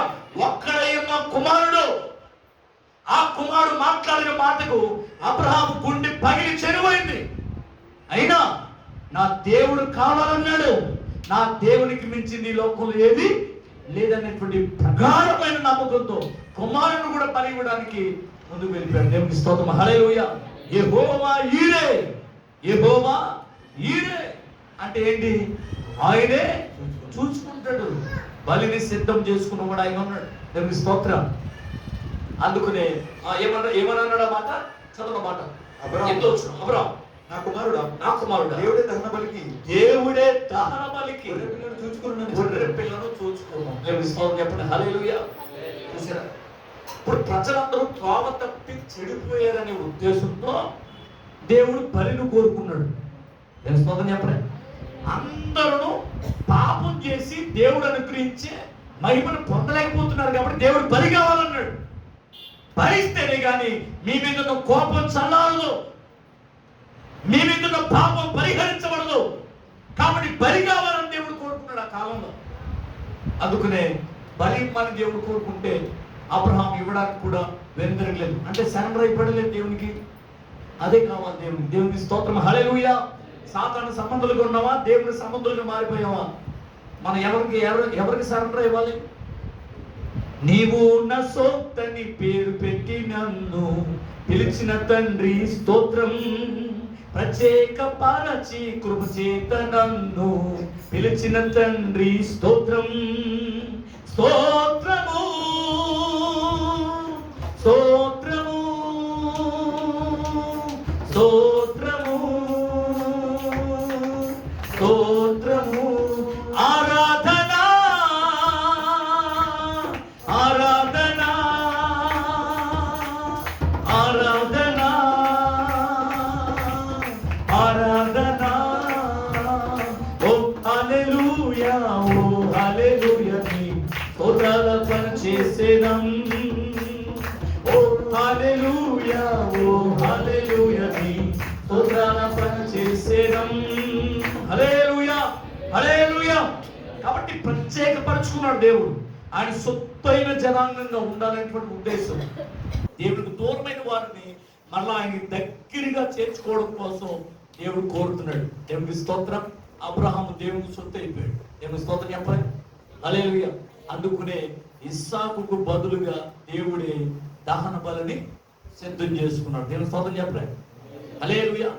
ఇందాక ఒక మాట చెప్పాను, మనమందరము దూరస్థలం అయిపోయాం కదా. మనమందరము సాతాను సంబంధం అయిపోయి పాపంగా ఈ లోకంలో పాపంలో పడి కొట్టుమిట్లాడుతున్నాడు. మనమందరం కూడా పాపానికి దాసులం అయిపోయాం. దేవునికి స్తోత్రం. హల్లెలూయా. మనందరినీ క్రీస్తుకు వారసులుగా, దేవుని కుమారులుగా, దేవుని కుమార్తెలుగా చేసుకోవడం కోసం దేవుడు గొప్ప బలిని సిద్ధం చేసుకుని ఉన్నాడు. దేవుని స్తోత్రం చెప్పండి. హల్లెలూయా. అందుకని యోహాను గారు చెప్పాడు ఏమని? ఇదిగో లోక పాపమును మోసుకుని పోయే దేవుని గొర్రె పిల్ల. దేవునికి స్తోత్రం. హల్లెలూయా. కాబట్టి దేవుడు ఎలాగైతే ఇస్సాకుకు బదులుగా ఒక గొర్రెను ఆయన పొట్టేల్ని సిద్ధం చేసుకున్నాడో, దేవునికి స్తోత్రం. అప్పుడు అన్నాడు ఏమన్నా, అబ్రహాం ఈ కుమారుని బలి ఇవ్వడానికి నాకు వద్దు, నువ్వు ఇవ్వడానికి వెందరగలేదు కాబట్టి దానికి బదులుగా అదిగో పొట్టేలు, దాన్ని నాకు బలిగా ఇవ్వనన్నాడు. దేవునికి స్తోత్రం. హల్లెలూయా. కాబట్టి ఒక మాట చెప్తున్నాడు, మనం పాపులు అయిపోయాం, పాపానికి బానిసలు అయిపోయాం కాబట్టి దేవుడు గొప్ప బలిని సిద్ధం చేసుకుని ఉన్నాడు. మంచిదే. పరిశుద్ధ గ్రంథంలో కుష్టి రోగి యొక్క క్రమం విధం ఏంటి అని అంటే, మీరు లేవికాండ 13వ అధ్యాయం 14వ అధ్యాయం కూడా మీరు చదువుకుంటే అక్కడ కనబడుతుంది. ఒక కుష్టి రోగి ఉంటే ఆ కాలంలో ఆ కుష్టి రోగిని ఎక్కడ ఉంచాలంట? గ్రామ బహిష్కరణ చేయాలి. ఒకసారి మీకు చెప్పాను కూడా. దేవునికి స్తోత్రం. గ్రామ బహిష్కరణ చేస్తే ఆ కుష్ఠం తీరిపోయేంత వరకు కూడా అక్కడే ఉండాలి. ఒకవేళ కుష్ఠము కానీ విడిచిపెట్టింది అనుకోండి, అప్పుడు ఖచ్చితంగా యాజకుడికి మన దేహం కనపరుచుకోవాలి. ఆ యాజకుడు స్టేట్మెంట్ ఇవ్వాలి, వీడి మీద ఉన్నటువంటి కుష్ఠం తొలగిపోయింది అని. ఆ తర్వాత ఆ కుష్ఠం వచ్చినటువంటి బాగైనటువంటి ఆ వ్యక్తి ఆ యాజకుడు కలిసి దేవుడి మందిరానికి వెళ్ళి ఆ దేవుడి మందిరం దగ్గర ఒక ప్రాయశ్చిత్తార్థ బలి, అపరాధ పరిహారార్థ బలి జరిగించాలి. దేవునికి స్తోత్రం. హల్లెలూయా. అంతకుముందు ఊరు వారికి, ఇట్టు వారికి, గ్రామానికి, దేశానికి బహిష్కరించబడి గ్రామం వెలుపుట ఉండాలి తప్ప లోపలికి రావడానికి వీల్లేదు. ఒకవేళ వస్తే రాళ్లతో కొట్టి చంపడం, అది ఏదైతే ఒక శాసనం ఉంది ఆ కాలంలో. దేవుని స్తోత్రం. ఎందుకంటే దానికి ఏం లేదు, ట్రీట్మెంట్ లేదు, టాబ్లెట్స్ లేవు, ఏమంటే హల్లెలూయా, టానిక్స్ లేవు. అంతకుముందు కరోనా టైంలో మనం చూసాం కదా, క్వారంటైన్ అంటే ఏంటి, ఊరికి బయట వాళ్ళకి ప్రత్యేకమైన స్థానంలో పెట్టడమే క్వారంటైన్. దేవుని స్తోత్రం. ఆ కాలంలో ఈ బైబిల్లో ఉన్నటువంటి ఈ సంఘటన తీసుకుని క్వారంటైన్ పెట్టారు కరోనా వచ్చినప్పుడు. దేవుని స్తోత్రం చెప్పలే, హల్లెలూయా. కాబట్టి పిల్లరా, అప్పుడు కరోనా వచ్చిన వాళ్ళకి స్టేట్మెంట్ ఇచ్చేవారు కదా, ఏముండాలి, లెటర్, స్కానింగ్ రిపోర్ట్ ఉండాలి కదా, ఉంటేనే ఊళ్ళోనికి రానిచ్చేవారు, లేదా మళ్ళా తీసుకెళ్ళి క్వారంటైన్లో పాడేసేవారు. పరిగెత్తి పరిగెత్తి పరిగెత్తి పట్టుకొచ్చి దాంట్లో పాడేసి, దేంట్లో, అంబులెన్స్ లో పాడేసి తీసుకెళ్ళి మళ్ళీ అక్కడ పాడేసేవారు. దేవుడికి స్తోత్రం, హల్లెలూయా. కాబట్టి పిల్లలు, స్టేట్మెంట్ ఎవరు ఇవ్వాలంటే ఇప్పుడు యాజకుడు ఇవ్వాలి. ఆ యాజకుడు చెప్పాలి, నిర్ధారించాలి, ఏమని, వీడికి కుష్ఠం విడిచిపోయింది అని స్టాంప్ వేసిన తర్వాత మందిరానికి రావాలి. మందిరానికి వచ్చిన తర్వాత అక్కడ మందిరం దగ్గర చేయవలసిన పని ఏంటి అంటే, 2 గువ్వలు తీసుకోవాలండి. దేవునికి స్తోత్రం. ఒక మట్టి కుండ, హిస్సోపు కర్ర, దేవునికి స్తోత్రం, హల్లెలూయా, హిస్సోపు, అలాగనే దేవునికి స్తోత్రం, హల్లెలూయా, దేవదారు కర్ర, ఇవి తీసుకుని పారు నీళ్ళల్లో, వినాలి, గమనించాలి, పారు నీళ్ళల్లో ఏం చేయాలి అంటే, ఒక పక్షిని, ఒక గువ్వని వధించి, ఆ గువ్వ, ఒక గువ్వని 2 గువ్వలు అన్నాను కదా, ఒక గువ్వని వధించి, రెండో గువ్వ ఉంది కదా, ఆ గువ్వని దాని రక్తంలో సమరాలు, దాని మీద రక్తాన్ని, వధించినటువంటి రక్తాన్ని సమరాలు, చెమరిన తర్వాత ఆ కుండ పారు నీళ్ళ బద్దలు కొట్టిన తర్వాత, దేవునికి స్తోత్రం, హల్లెలూయా, అప్పుడు ఆ ఇంకొక పక్షం చూసారా, దాన్ని విడిచిపెట్టారు. దేవునికి స్తోత్రం చెప్పండి, హల్లెలూయా. ఇప్పుడు ఎవరి కోసం బలి అయింది ఆ పక్షి? ఆ కుష్టి రోగి గురించి బలి అయిపోయింది. దేవునికి స్తోత్రం చెప్పండి. ఆ పక్షి ఎవరికి సాదృశ్యం తెలుసా? యేసు ప్రభు వారికి సాదృశ్యం. దేవునికి స్తోత్రం చెప్పండి, హల్లెలూయా. కాబట్టి పిల్లలు, ఆ కాలంలో ఆ వ్యాధి బాగైనందువల్ల దేవుని బలి అర్పించాలి. ఆ వ్యాధి బాగైనందువల్ల వాడు దేవుని సంబంధిగా మార్చబడడం కొరకు, దేవుని ఇంటికి వెళ్ళడం కొరకు, తన సొంత ఇంటికి వెళ్ళడం కొరకు ఒక బలి అర్పించాలి. బలి లేకుండా దేవుని సమాజంలో చేరడానికి వీలు లేదు. బలి లేకుండా తన ఇంటికి వెళ్ళడానికి వీలు లేదు. బలి లేకుండా మనం దేవుని రాజ్యానికి వెళ్ళడానికి వీలు లేదు. దేవునికి స్తోత్రం, హల్లెలూయా. వాడు స్వస్థత పొందిన తర్వాత వాడి నిమిత్తం ఒక పక్షి బలి ఇవ్వాలి, రెండో పక్షిని స్వతంత్రంగా విడిచిపెట్టాలి. దేవునికి స్తోత్రం, హల్లెలూయా. ఆ స్వతంత్రంగా వెళ్ళిపోయినటువంటి పక్షి ఎవరికి సాదృశ్యం? నీకు, నాకు, మనందరికీ సాదృశ్యం. దేవునికి స్తోత్రం చెప్పండి, హల్లెలూయా. ఆ బలి అయినటువంటి పక్షి యేసు ప్రభువు వారికి సాదృశ్యం. దేవునికి స్తోత్రం, హల్లెలూయా. ఇప్పుడు కుష్ఠం విడిచిపోయింది కాబట్టి వాడికి ప్రాయశ్చిత్తార్థ బలిగా, అపరాధ పరిహారార్థ బలిగా గొర్రెను వధించి ఆ రక్తాన్ని చమరాలి. అప్పుడు వాడు ఇంటికి వెళ్ళాలి అనేటువంటి కట్టడి మీరు లేవీకాండం 13వ అధ్యాయం 14వ అధ్యాయం కూడా మీరు చదువుకుంటే దాని గురించి బాగా విపులంగా రాయబడింది. దేవునికి స్తోత్రం, హల్లెలూయా. కాబట్టి మనం ఆదాము పాపం చేసినంత వల్లే కదా ఏదైనా తోట నుంచి బహిష్కరించేశాడు, మళ్ళీ లోపలికి రాకుండా కట్ట జోలను అడుగు పెట్టేశాడు, అవునా? దేవునికి స్తోత్రం. జీవవృక్షానికి హక్కుదారులు కాకుండా ఉండడం కొరకు కట్టవచ్చాలను అడ్డుగా పెట్టేశాడు. అలాగనే మనం పాపులు అయిపోయాం, దూరస్తులు అయ్యాం, దేవునికి వ్యతిరేకమైన కార్యకలాపాలు చేసి జన్మదహ కరదా పాపం అయిపోయాం. కాబట్టి ఇప్పుడు దేవుని యొద్దకు రావడానికి కానీ పరలోకం చేరడానికి కానీ మనం అర్హులు కాదు. దేవుని స్తోత్రం. అందుకునే యేసు ప్రభు ఈ లోకానికి వచ్చాడు, మన కొరకు తన విలువైన రక్తం చిందించి మన సొంత ఇంటికి చేరుస్తున్నాడు. దేవుని స్తోత్రం. చప్పట్లు కొట్టాలి గట్టిగా. మధ్యలో ఏముందంటే మందిరం ఉంది, మందిరం దగ్గరే ప్రాయశ్చిత్తార్థ బలి జరగాలి. కొట్టండి చప్పట్లు గట్టిగా, హల్లెలూయా. కాబట్టి మన పాపముల చేత, మనం అపరాధముల చేత చచ్చిన వారమై ఉండగా క్రీస్తు రక్తము చిందించి మనను బ్రతికించాడు. దేవుని స్తోత్రం చెప్పండి, హల్లెలూయా.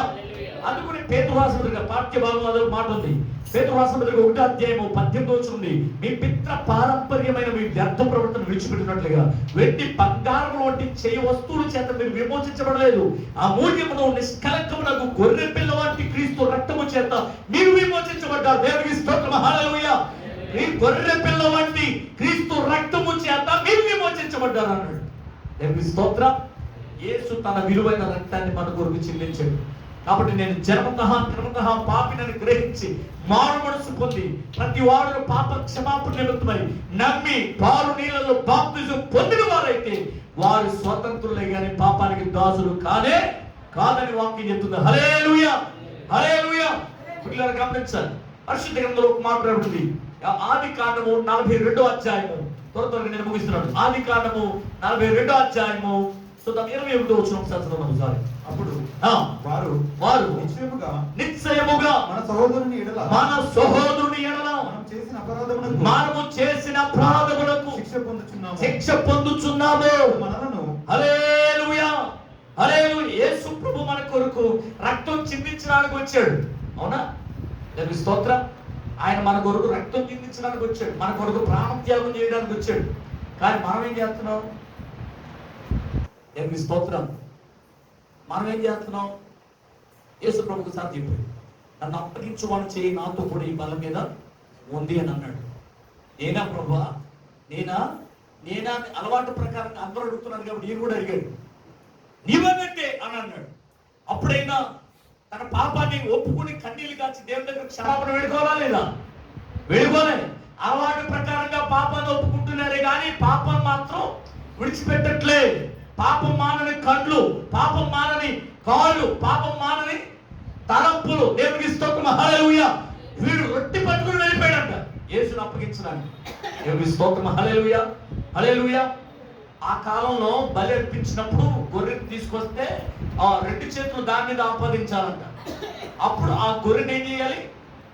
వధించాలి. అప్పుడు వీరి పాపం అంతా దాని మీద ఆపాదించబడి అప్పుడు పాప పరిహారం బలి అవుద్ది. దేవుని స్తోత్రం చెప్పండి. హల్లెలూయా కదా. యేసు ప్రభువుని తీసుకొచ్చారు. ఎవరు కావాలి మీకు అని అడిగారు. ఏం చెప్పారు జనం? మాకు బరబ్బా కావాలి. అర్థమైంది? ఆ కాలంలో ఇప్పుడు ఆగస్టు 15కి పరివర్తన చెందినటువంటి ఖైదీలు విడిచిపెడతారు. ఉందో లేదో ఆచారం. దేవుని స్తోత్రం. ఉందంట. దేవుని స్తోత్రం. పొరపాటున యాక్ట్ చేయొద్దు. దేవుని స్తోత్రం చెప్పండి. హల్లెలూయా. చాలా మంది విడిచిపెట్టేస్తారు కాబట్టి ఏదో రకంగా బయటపడిపోతాను అనుకుంటారు. కొన్ని సంవత్సరాలు బాగా దాంట్లో ఎన్నో సంవత్సరాలు మగ్గిపోయి ఉన్నప్పుడు వాళ్ళ పరివర్తన చెందితే అప్పుడు విడిచిపెడతారు. అంతే. ఇలాంటి వదిలి విడిచిపెట్టారు. నేను స్తోత్రం చెప్పరా? వీళ్ళందరూ యేసు ప్రభుని సిలువేసేయాలని పట్టుకొచ్చి అప్పగించి అరెస్ట్ చేసేసారు.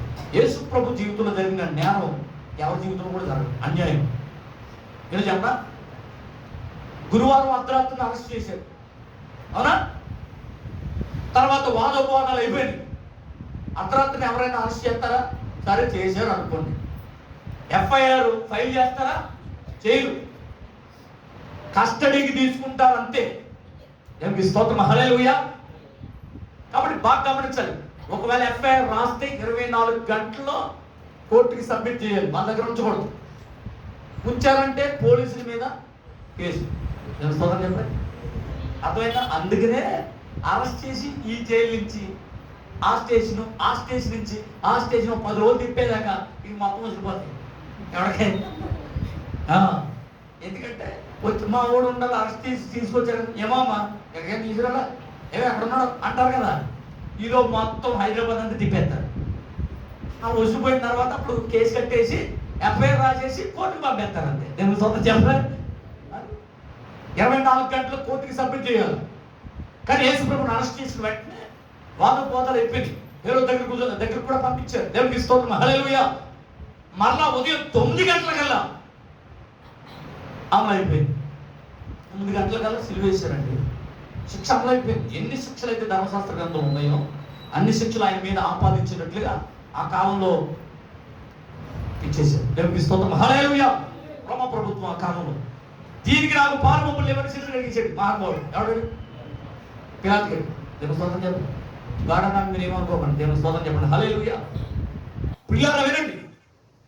పిలాతు చేతులు కడుక్కున్నంత మాత్రం పాపం పోదు. ఇప్పుడు యేసుని అప్పగించేసి ఉదయం 9 గంటలకల్లా సిలువ వేయబడ్డాడు ఆయన. అయితే ఇప్పుడు చూడండి, నడి రోడ్డు మీద మర్డర్ చేసినోడు కూడా శిక్ష వెంటనే పడుతుందా లేదా? పడుతుందా? వాదించే వాళ్ళు కూడా ఉన్నారండి వాళ్ళ అంకలా. దేవుని స్తోత్రం చెప్పండి. సంవత్సరాలు ఏళ్ళ తరబడి సాగిస్తూ ఉన్నారు. అవతల దగ్గర యువతల దగ్గర బాగా పిండేసేదాకా వీళ్ళు మాత్రం పెంచికి రానివ్వరు. ఎవరాళ్ళు నేను చెప్పనండి, లైవ్ వెళ్ళిపోతుంది. దేవుని స్తోత్రం చెప్పండి. హల్లెలూయా. అది పొరపాటు మమ్మల్ని రక్షించండు న్యాయవంతులారా అని వాళ్ళ దగ్గరికి వెళ్తుంటే మొత్తం పిండేసి మొత్తం పిప్పంతా పాడేసి నీవు అక్కర్లేదురా ఇంక పెంచుకోవచ్చదు రేపు అంటాడు. దేవుని స్తోత్రం చెప్పండి. శిక్ష పడట్లేదు. కానీ యేసు ప్రభు జీవితంలో ఎందుకు అంత అన్యాయం జరిగింది? యేసు వెనకాల అడిగేవాడు ఎవడు కూడా రాలేదు. యేసు ద్వారా అద్భుతాలు చూశారు కానీ, యేసు ద్వారా మేలులు పొందారు కానీ, యేసు కొరకు నిలబడిన వాడు ఒక్కడు కూడా లేడు. అన్యాయపు తీర్పు పొందావనాకై అపహాస్యం భరించవా, ఆదరణ కరువై బాధించబడి నీ నోరు తెరువాలేదే. నీ ప్రేమ మధురం, నీ ప్రేమామరం, నీ బలియాగం నన్ను రక్షించింది. నీ ప్రేమ మధురం, నీ ప్రేమామరం, నీ బలియాగం నన్ను విడిపించింది. హల్లెలూయా. పిల్లలు గమనించాలి. ఇప్పుడు యేసు ప్రభు జీవితంలో అన్యాయం జరిగింది. సరే మంచిది, దాన్ని అడగడానికి ఇప్పుడు మన సమయం లేదు కాబట్టి దేవుని స్తోత్రం. హల్లెలూయా. ఆయన దేవుని చిత్తము చప్పున ఈ లోకంలో తన విలువైన రక్తం చిందించడానికి వచ్చాడు కాబట్టి ఆయన సిలువ వేయబడ్డాడు. దేవునికి స్తోత్రం. హల్లెలూయా. అయితే ఒక మాట, ఇప్పుడు యేసు ప్రభువును అరెస్ట్ చేసి తీసుకొచ్చారు కదా, అప్పుడు పిలాతు గారి భార్య లేఖ పంపించిందిగా, నీరు మొదలు జోలికి పోవద్దని చెప్పిందిగా. ఏదో రకంగా యేసు ప్రభు తప్పిందాం అని. ఆ కాలంలో ఆగస్టు 15 మనకి ఎలాగ ఇక్కడ ఆగస్టు 15 అక్కడ పస్కా రోజున ఒక పరివర్తన చెందిన వ్యక్తిని విడిచిపెట్టడం ఆనవాయితీ. సరే బాగానే ఉంది. అంతకు ముందు బందిపోటు బరబ్బా అనే వాడిని, ఎవరు కరుడు పెట్టినటువంటి తీవ్రవాదిని బందిపోటు బరబ్బాన్ని సరసంలో పడేశారు. ఇప్పుడు ఆ పిలాతు గారు ఏదో రకంగా యేసు ప్రభువుని విడిచిపెడదామనేటువంటి ఉద్దేశంతో ఆ ప్రజలందరి ముందులో పెట్టి, అసలు వాళ్ళ ముందర పెట్టమని ఎవరు చెప్పాడు? దేవునికి స్తోత్రం. ఇది పర్మిషన్స్ ఉన్నాయిగా, ఇది చేయొచ్చుగా. ప్రజల ముందే నిలబెట్టాడు. ఏమని? యేసు కావాలా బరబ్బా కావాలా మీరే కోరుకోండి అన్నాడు. దేవునికి స్తోత్రం. మంచి కాక మీద ఉన్నారు, అప్పుడే అర్థం చేశారు. మళ్ళీ వదిలేస్తానంటే వాళ్ళు ఊరుకుంటారండి. వాడే చెప్పారు బరబ్బా కావాలి, యేసు మాకు వద్దు అని. ఆ కాలంలో అందరి పాపాన్ని ఆయన మీద ఆపాదించేటట్లుగా యేసు మాకొద్దు. గొర్రెను ఎలాగైతే బలి పశువు మీద చేతులుంచి దీన్ని చిరఛేదనం చేసేయండి, దీన్ని భరించేయండి అని ఏ రీతిగా అయితే వాళ్ళ చేతులు దాని మీద ఆపాదించి దాన్ని బలి ఇవ్వడానికి వాళ్ళు ఇష్టపడుతున్నారో, అలాగనే యేసు అందరి ముందులో నిలబెట్టారు. ఏమని? ఇదిగో ఈ మనుష్యుడు. ఆ మాట కనబడుతుంది. ఇదిగో పిల్లలు చెప్తున్న మాట, ఇదిగో ఈ మనుష్యుడు. ఆయన యోహాను గారు చెప్పాడు, ఇదిగో లోక పాపములు మోసుకొని పోయే దేవుని గొర్రె పిల్ల అన్నట్లుగానే ఇదిగో ఈ మనుష్యుడే. దేవుని స్తోత్రం చెప్పండి. హల్లెలూయా. అప్పుడు వాళ్ళు అన్నారు యేసు మాకొద్దు, బరబ్బాని విడిపించండి. దేవుని స్తోత్రం. పిల్లలు గమనించాం. లాస్ట్కి వచ్చేసాం. ఇందాక మనం చదువుకున్న 52:22 ఏమని అంటున్నారు? యోసేపు అన్నలు ఏమని అంటున్నారు? మన తమ్ముడిని చంపేసామే, మన తమ్ముడిని అమ్మేసామే, ఆ అపరాధ శిక్ష ఖచ్చితంగా మన మీద ఉందన్నాడు. దేవుని స్తోత్రం చెప్పండి. హల్లెలూయా. పరివర్తన వచ్చిందండి వాళ్ళకి. ఎప్పుడు అమ్మేశారు? చిన్నప్పుడు అమ్మేశారు. అవునా? హల్లెలూయా. దాని పర్యవసానం ఏంటో తెలుసా? సహోదరుడు చూసి వ్యక్తుడు అనేవాడు మహాసముద్రంలోనే ఉన్నని అతని సూత్రం మాట కనబడుతుంది. హల్లెలూయా. అలాగనే సహోదరులని ప్రేమించాడు. 12 మంది శిష్యులు ఏర్పరచుకున్నాడు. మీరు నా స్నేహితులు అన్నాడు. దేవునికి స్తోత్రం చెప్పండి. హల్లెలూయా.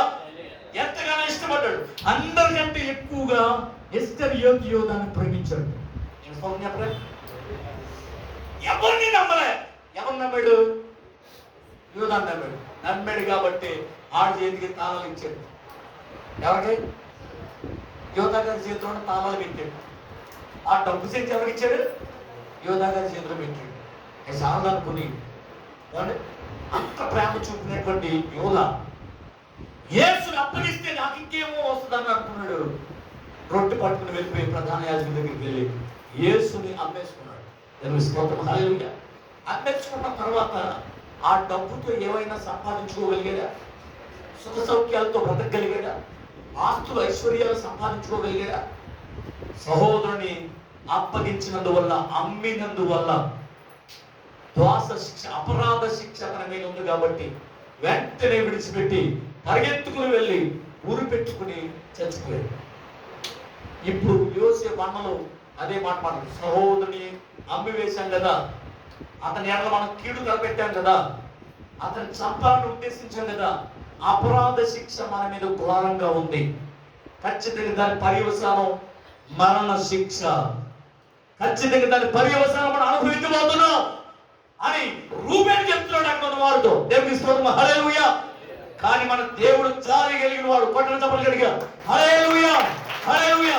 యోసేపు యేసుకి దగ్గర అవినావ సంబంధాలు ఉన్నాయి. యోసేపుడు చిన్ననాటి కాలంలో, చిన్ననాటి నుండి దేవుని మీద భయం భక్తి కలిగిన వాడు కాబట్టి, దర్శనాలు దేవుడు ఇస్తున్నాడు కాబట్టి, దర్శనాలు చెప్పడం వల్ల, దేవుళ్ళు బలపడటం వల్ల అన్నలు అసూయపడ్డారు. ఏదో రకంగా దర్శనాలు చూసి మనం చంపేద్దాం అనుకున్నారు. మొత్తం మీద ఒక రోజు పన్నాగం పన్నారు, వాడిని చంపేద్దామని అని ప్లాన్ చేసుకున్నారు. అయితే రూబేను అన్నవాడు పెద్దోడికి ఆలోచన వచ్చింది, ఒరే వాడు కూడా మా తమ్ముడే కదా, వాడిని చంపితే వాడి ప్రాణం వల్ల మనకి ఏం లాభం, కాబట్టి గోత్రం పడేద్దాం, నిద్రాహారం లేకుండా వాడు చనిపోతాడు, మన కళ్ళ ముందు చచ్చే కంటే వాడు మనం చూడకుండా చచ్చిపోతాడని చెప్పారు. సరే అని నీళ్ళని కూతురు పాడేశాడు. దేవుడి స్తోత్రం. మరలా నాన్నగారికి ప్రాణం పుట్టి మళ్ళీ ఏమన్నా తెలుసా, మళ్ళీ అక్కడ పాడేస్తే వాడు చచ్చిపోతే వాడు ప్రాణం వల్ల మనకి ఏమైనా లాభా, ఐగుప్తునికి అమ్మేద్దామని చెప్పారు. సరే అలాగంటే అలాగని మొత్తం మీద ఆ గంటలోంచి లేపి ఐగుప్తునికి వర్తకునికి అమ్మేశారు. దేవుడి స్తోత్రం, హల్లెలూయా. చిన్ననాటి కాలంలోనే యోసేపుని అమ్మేశారు. ఎవరు అతనికి ఏం తెలియదు, ఎక్కడికి వెళ్ళాలి, ఏం చేయాలి, ఏం తెలియదు. చిన్ననాటి నుండి ఎంతో కష్టాన్ని అనుభవించినటువంటి యోసేపు. దేవుడి స్తోత్రం, హల్లెలూయా. యోసేపు పక్షంగా దేవుడు ఉన్నాడు కాబట్టి యోసేపు అడుగుపెట్టిన ప్రతి స్థలాన్ని దేవుడు ఆస్వాదించుకుంటూ వస్తున్నాడు. హల్లెలూయా హల్లెలూయా. అయితే ఒకనొక సమయంలో చెరసాలలో పడేసినా దేవుడు విడిచిపెట్టలేదు. అక్కడ కూడా దేవుడు దర్శనాలు ఇచ్చాడు, దర్శన భావాలను తెలియజేశాడు. అలాగే రాజు ముందుల ఎవరి చెరసాల వస్త్రాలు, చెర వస్త్రాలు విడిపించబడి, ప్రశస్త వస్త్రాలు తొలగించబడి రాజు ముందు నిలబడ్డాడు. దేవుని స్తోత్రం చెప్పండి, హల్లెలూయా హల్లెలూయా. ఇప్పుడు 2025 సంవత్సరాలు కన్య మరి గర్భమును కుమారుడు యేసు ప్రభు జన్మించాడు. మనందరి కొరకు ఆయన అమ్మబడ్డాడు. దేవుని స్తోత్రం చెప్పండి, హల్లెలూయా. సరే, మనం ఉద్దరుకున్న మన రక్షణ కొరకు ఆయన అమ్మబడ్డాడు. ఆయన నరడించి శరసాలలోంచి తీయబడ్డాడు. మహిమ వస్త్రాలతో రాజు సింహాసనం నిలబడ్డాడు. కొట్టడం తప్పగడిగా, హల్లెలూయా. నేను జయించి నాతో కూడా నా తండ్రి సింహాసనం మీద కూర్చుండిన ప్రకారం అన్నాడా ప్రకటన 3వ అధ్యాయంలో. దేవుని స్తోత్రం చెప్పండి. రాజు తర్వాత లిస్ట్ లో ఎవరున్నారంట? యోసేపు నడలేడా? సరే, మంచిది, వినండి. ఒకనొక సమయంలో కరువు వచ్చిందంట ఐగుప్తు దేశంలో. వచ్చిందా? ఆ కరువు వచ్చినప్పుడు ఎక్కడికి వెళ్ళారు వీళ్ళు? ఐగుప్తుకి వెళ్ళారు. ఐగుప్తులో ఈయన పట్టుకున్నాడు. దేవుని స్తోత్రం. ఎవరు? యోసేపు గారు. పలానావాడు గురించి మీరు వాడిని తీసుకొస్తేనే కానీ మిమ్మల్ని విడిచిపెట్టని చెప్పాడు. నేను పలానావాడు ఉన్నాడా, మీరు ఎంతమంది అని అడిగాడు. నేను 12 మంది అని చెప్పాను. దేవుని స్తోత్రం. ఒకనేమో ఏవో చెట్టిపోయినాయి అన్నారా? అబద్ధం కదా? అబద్ధమేనా? మృగాలు వచ్చి చంపేసినాయి అని అన్నారు. ఎవరు చెప్తున్నారా? సొంత తమ్ముడికే. ఓ దుర్మార్గులారా, నేను చచ్చిపోయినట్రా, నన్ను చంపేసాను, చిత్రీకరించానంటరా. దేవుని స్తోత్రం, హల్లెలూయా. ఇప్పుడు బొమ్మని తిమ్మనిగా మార్చేస్తారు వీళ్ళు. అలాంటి వాళ్ళు దేవునికి స్తోత్రం. యేసు ప్రభు ఎందుకు వచ్చాడు? మన కొరకు విలువ రక్తాన్ని చిందించడానికి వచ్చాడు. దేవునికి స్తోత్రం, హల్లెలూయా.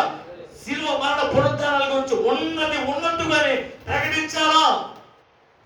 యోసేపు గురించి యోసేపు దగ్గర చెప్తున్నారు. తర్వాత మిమ్మల్ని మాత్రం వదిలిపెట్టేది లేదు, ఏదో బంట రోజులుగా చెప్తాను అన్నాడు. దేవుని స్తోత్రం. బెదిరించాడు ఎవరో? ద్విభాష అంటే ఎవరో? యోసేపు. ద్విభాషి. వాళ్ళు మాట్లాడుకునే మాటలు కూడా అర్థమైపోతుంది ఎవరికి? యోసేపు. దేవుని స్తోత్రం.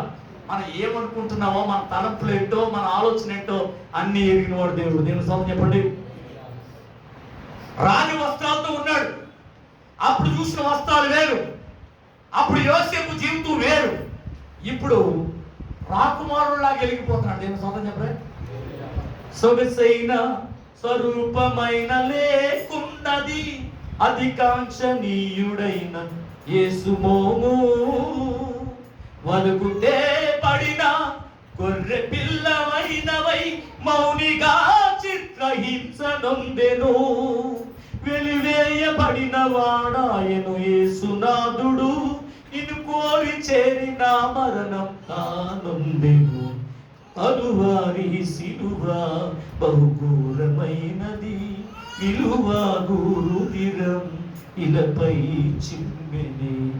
ఏమి నేరమో కదా ప్రేమ సుధానాదకు, నా పాపం శాపం మోపిరేసు వీపు పైన.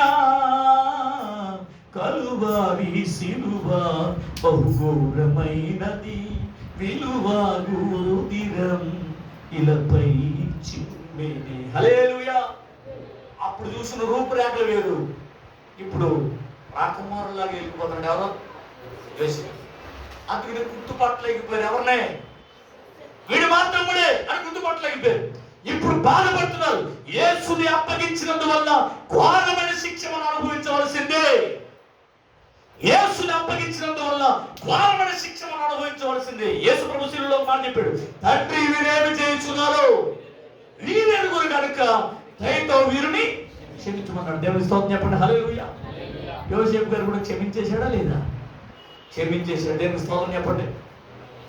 నేను వాడిని నేనే అని చెప్పాడు, నా తండ్రిని తీసుకురామని చెప్పాడు. దేవుని స్తోత్రం. మొత్తం మీద ఆనందపడిపోయారు, కేరింతలు కొట్టారు. ఓ సంతోషమే సంతోషం. దేవుని స్తోత్రం చెప్పండి. హల్లెలూయా. మీకు అర్థమైపోయింది, అయిపోయినట్టు అయ్యో, అందుకే ఫాస్ట్ వెళ్ళిపోతున్నాను. దేవుని స్తోత్రం చెప్పండి. ఇప్పుడు మొత్తం మీద వాళ్ళందరూ నాతో ఉండాలి, నా తండ్రి నా సహోదరులు కుటుంబంతో కలిసి నాతోనే ఉండాలి అని ఇష్టపడ్డాడు. ఎవరో యోసేపు గారు. మొత్తం మీద రాజుగారి దగ్గరికి వెళ్ళి అడిగారు, రాజా నా తండ్రి ఇంటి వారందరూ కూడా నాతోనే ఉండాలని అనుకుంటున్నారు, పర్మిషన్ ఇవ్వరా అని అడిగాడు. ఇక అంత బాగుందని చెప్తున్నాడు. ఫరో రాజు అన్నాడు, అప్పుడున్న ఫరో రాజు, తెచ్చుకో నీ ఇంటి వారందరూ తెచ్చుకో అన్నాడు. దేవుని స్తోత్రం చెప్పాడు. హల్లెలూయా. అంతే, గోషేను ప్రాంతాన్ని నేను నీకు ఇచ్చేస్తున్నాడు, అక్కడ నీ ఇంటి వారందరిని కూడా అక్కడ పెట్టుకోమని చెప్పాడు. దేవుని స్తోత్రం. హల్లెలూయా. వెంటనే పర్మిషన్ అడిగాడు కదా, వెంటనే రాజుగారు ఏం చేశాడు తెలుసా, పండ్లను పంపించాడు, ఎవరి రథాలను పంపించాడు, అలాగే ఒంటెలు పంపించాడు, అలాగే తాళ మేళాలు కూడా పంపించాడు, మనుషులు పంపించాడు. మీకు అర్థమవ్వాలని చెప్తున్నా. దేవునికి స్తోత్రం. హల్లెలూయా. ఎక్కడికి పంపించాడు? తండ్రిని తీసుకురావడానికి, తన ఇంటి వారిని తీసుకురావడానికి, వారి కుటుంబాలతో పాటు ఎక్కడ తీసుకురావడానికి? యోసేపు ఉన్న స్వాస్థ్యం తీసుకురావడానికి పంపించాడు. నువ్వు స్తోత్రం చెప్పండి. వీలో పాండలు వెళ్ళి, నాన్నగారు అప్పుడు ఎప్పుడో తమ్ముడు చచ్చిపోయాడని చెప్పాను కదా, ఆడు బతికే ఉన్నాడు. దేవుని స్తోత్రం. బతుకున్నాడా? రాయలకి వెళ్ళిపోయాడు. ఎవరో ఇప్పుడు సడన్గా ఎవరికైనా ₹1,00,000 లాంటి వచ్చిందనుకో అన్నారు అనుకోండి, ఎవరు తెలికే అని పడిపోతారు. దేవుని స్తోత్రం చెప్పలే, కానీ నీళ్ళు కొడతాను కానీ లేగరాడు. దేవుని స్తోత్రం. హల్లెలూయా.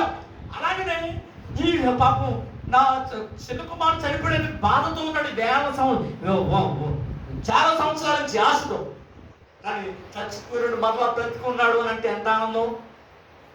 చెప్పరే, చెప్పండి. మనం నమ్మి ఆరాధించి యేసయ్య మృతుడా సజీవుడా? ఒక్కడే చెప్పండి గట్టిగా. ఆయన ఉన్నాడు, మృతుడు నైతిని కానీ యుగయుగములో జీవించువాడును. దేవుని స్తోత్రం. హల్లెలూయా. హల్లెలూయా.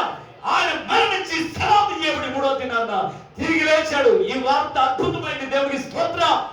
అంగళ చెవులు వేసిన వెంటనే నిర్ఘాంతపోయాడంట, నిర్దుష్టుడైపోయాడు. ఆ తర్వాత ఫరో పంపించిన బండ్లు చూశాడు. దేవుని స్తోత్రం. అప్పుడు బయలుదేరాడు. దేవుని స్తోత్రం. ఏది పంపించినప్పుడు ఏ మాట ఇంట్లో ఎవరి మాట? ఓ దుర్మార్గులారా, అప్పుడేమో చచ్చిపోయాడని చెప్పారా, ఇప్పుడేమో నాకేదో బిస్కెట్ వేస్తున్నారు, వీళ్ళు మొత్తం బుట్టలు ఎట్టేయడానికి ఏదో చేస్తారు, ప్లానింగ్ చేస్తారు అనుకున్నాడు. తీరా ఫరో రాజు గారు పంపించిన ఆ బండ్లను చూసిన తర్వాత అప్పుడు నిజమే అనిపించింది. దేవుని స్తోత్రం చెప్పండి. తీసుకెళ్ళడానికి దేవుడు ఏం పంపిస్తున్నాడు చెప్పండి. ఆయన కొరకు ఎదురు చూస్తూ కష్టమైన కన్నీరైన నిందలైన బాధలైన శ్రమలైన ఇబ్బందులైన సమస్యలైన యేసు రక్తంలో కనబడినటువంటి వారు తీసుకెళ్ళాలని దేవుడు ఏం పంపిస్తాడు చెప్పండి. యోసేపు యేసు ప్రభుకి సాదృశ్యం చెప్పారా? అప్పటి రాజు, మీకు అర్థం అవ్వాలని చెప్తున్నా, ఈ దేవుడికి సాదృశ్యం. తండ్రిని వేడుకుంటాను అని అన్నట్టుగా ఒకసారి మీతో ఎల్లప్పుడూ ఉండడానికి ఆదరణకర్త పంపడానికి తండ్రిని వెళ్ళు. అలాగనే అడిగాడు ఫరోని, తెచ్చుకో అన్నాడు. దేవుని స్తోత్రం. నేను మిమ్మల్ని తీసుకువెళ్ళడానికి స్థలము సిద్ధపరచవెలుచున్నాను అన్నాడా? ఎక్కడ? దేవునికి స్తోత్రం. అక్కడికి తీసుకువెళ్ళడానికి ప్రభు రాబోతున్నాడు. కాబట్టి ఫరో రాజు ఎలాగైతే బండ్లు పంపించాడో మనకు కూడా దేవుడు బండ్లు పంపిస్తాడు. ఏ బండ్లు చెప్పాలా?